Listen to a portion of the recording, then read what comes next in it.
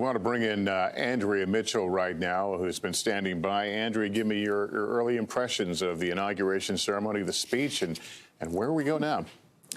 Well, the ceremony, the speech, I thought were really important and optimistic, hopeful, but confronting. Right at the beginning, the new president spoke of the insurrection, spoke of the riot. He talked about democracy was tested. Democracy, America has been tested, and we have prevailed. Democracy and justice have prevailed. So he confronted that reality. He was not hiding from it, but goes on to speak very plainly, but also eloquently.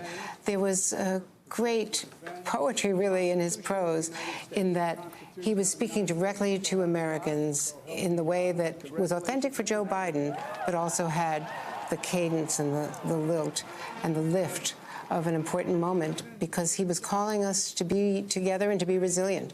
All of that was very powerful to me. He confronted the difference between lies and truth, not just saying, I'm never going to lie to you, but really saying that lies and the purpose of achieving power are what has been so terrible. That was the implication, and we all know what he was talking about.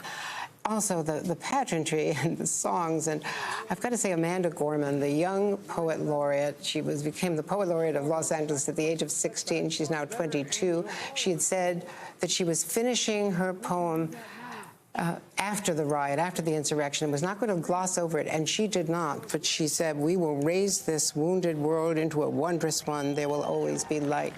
I just thought her whole manner, and I just also to take us back to the sober reality, because the new president spoke looking around him, very comfortable in that moment, which really gave a sense of a new confidence. He really has grown, as you were just discussing with Mike Barnacle, over these many months when you first were talking to him back in Iowa with all of those losses in Iowa, New Hampshire, and finally Super Tuesday, but really growing into this moment, looking around him very confidently at the members of Congress, the senators with whom he had served for 30 years, and saying, we know that there are people around the world. Look at us, and we have survived this, and we will not only go forward, but we're going to go forward and do more, was all that he said. And at this moment, China has done an extraordinary thing, Lester and Savannah. China has sanctioned outgoing Secretary of State Mike Pompeo, who left the State Department very somberly this morning,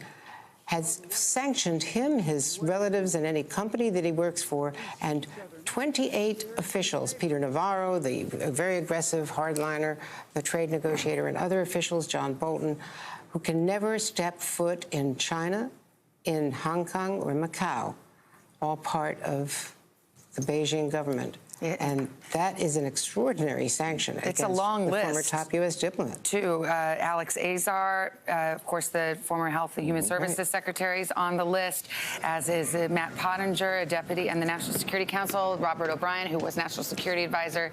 So, yes, some news coming out of China at the very moment those officials became former officials.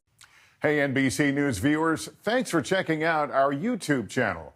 Subscribe by clicking on that button down here, and click on any of the videos over here to watch the latest interviews, show highlights, and digital exclusives.